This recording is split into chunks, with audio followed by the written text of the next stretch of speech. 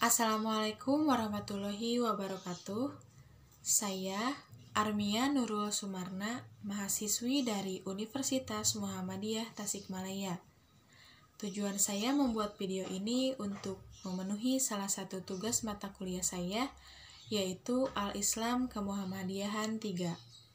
Di sini, saya akan sedikit menjelaskan tentang karya monumental umat Islam dalam IPTEX. Karya monumental umat Islam dalam IPTEX. Zaman kejayaan Islam di bidang IPTEX, masa kejayaan kaum muslimin itu bermula saat Rasulullah mendirikan pemerintahan Islam, yakni Daulah Khilafah Islamiyah di Madinah. Terjemahan buku-buku bangsa Arab, terutama buku-buku keilmuan, hampir menjadi satu-satunya sumber bagi pengajaran di perguruan tinggi di Eropa selama 5-6 abad. Fakta sejarah menjelaskan bahwa Islam pada waktu pertama kalinya memiliki kejayaan, bahwa ada masanya umat Islam memiliki tokoh-tokoh seperti Ibnu Sina di bidang filsafat dan kedokteran, Ibnu Khaldun di bidang filsafat dan sosiologi, dan lain sebagainya. Kehilafahan Abbasiyah tercatat dalam sejarah Islam dari tahun 750 sampai 1517 Masehi atau 132 sampai 923 Hijriah. Diawali oleh Khilafah Abu al-Abbas as-Sofah dan diakhiri oleh Khalifah al-Mutawakkil alailah dengan rentang waktu yang cukup panjang, sekitar 767 tahun. Kecanggihan teknologi masa ini juga terlihat dari peninggalan-peninggalan sejarahnya, seperti arsitektur Masjid Agung Cordoba, Blue Mosque di Konstantinopel. Saat itu, kata Lutfi, banyak lahir tokoh dunia yang kitabnya menjadi referensi ilmu pengetahuan modern. Salah satunya adalah Bapak Kedokteran Ibnu Sina atau yang dikenal saat ini di barat dengan nama Avicenna. Berikut ini adalah beberapa penemu atau ilmuwan muslim yang sangat berpengaruh terhadap ilmu pengetahuan yang hingga sekarang masih bermanfaat dan masih digunakan, yaitu ada Al-Khwarizmi. Ia adalah seorang yang menemukan ilmu aljabar di dalam matematika. Yang kedua ada Ibnu Sina, ia adalah membuat buku tentang kedokteran. Yang ketiga ada Jabir Ibnu Hayyan, ahli kimia yang dikenal sebagai Bapak Kimia. Yang kedua adalah sebab-sebab kemajuan umat Islam di bidang IPTEX. Secara eksternal, saat itu Barat tengah tertidur lelap dengan bualan teosentrisme dan alam pikiran yang jumud. Bahkan, bangsa Barat saat itu dalam kondisi terbelakang. Islam mengalami kebangkitan intelektual dan kultural yang spektakuler dengan revolusi pemikiran dan budaya Islam yang bercorak peradaban baru.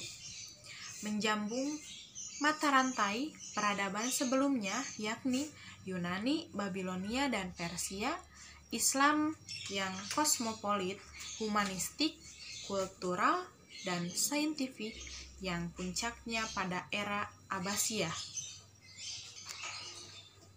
Secara umum, menurut Arif, ada beberapa faktor yang telah mendorong kemajuan sains di dunia Islam, yaitu yakni 1. Kesungguhan dalam mengimani dan mengikhtiar ajaran Islam sehingga lahirlah individu-individu yang unggul. Yang kedua, ada motivasi agama. Yang ketiga, ada faktor sosial politik. Yang keempat, ada faktor ekonomi. Yang kelima, ada faktor dukungan dan perlindungan penguasa saat itu. Yang ketiga, ada sebab-sebab kemunduran umat Islam di bidang IPTEX. Dibandingkan dengan perkembangan Islam di masa pertengahan, maka peradaban Islam di masa modern kini mengalami penurunan. Pada masa itu, banyak kemunduran tokoh-tokoh Islam yang menjadi penemu-penemu dasar-dasar ilmu pengetahuan modern saat ini. Di masa itu pula, wilayah Islam sangat luas mencapai wilayah Asia, Eropa, Amerika, dan Afrika. Berikut adalah faktor-faktor yang menyebabkan kemunduran dalam bidang ipteks. Yang ke-1, perpecahan umat Islam. Yang kedua, ilmu pengetahuan yang menyimpang. Yang ketiga, kurangnya kesadaran umat Islam yang akan pentingnya ilmu pengetahuan. Yang keempat, ada upaya kebangkitan kembali umat Islam di dalam ipteks. Kiai Haji Ahmad Khalil Ridwan menyatakan optimismenya bahwa Islam akan kembali berjaya di muka bumi seperti janji Allah.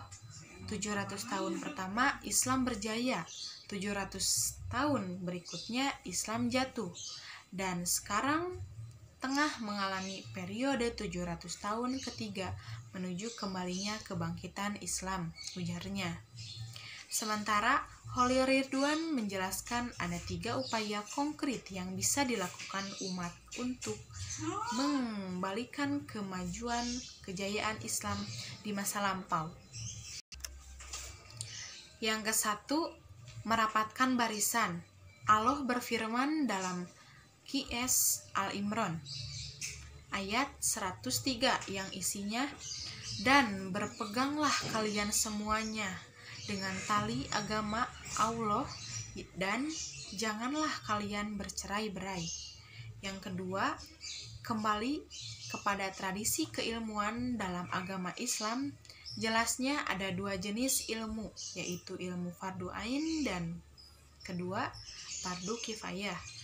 Yang ketiga, dengan mewujudkan sistem-sistem yang berdasarkan syariah Islam. Sekian yang saya sampaikan, semoga bermanfaat. Fi sabilil haq fastabiqul khairat. Wassalamualaikum warahmatullahi wabarakatuh.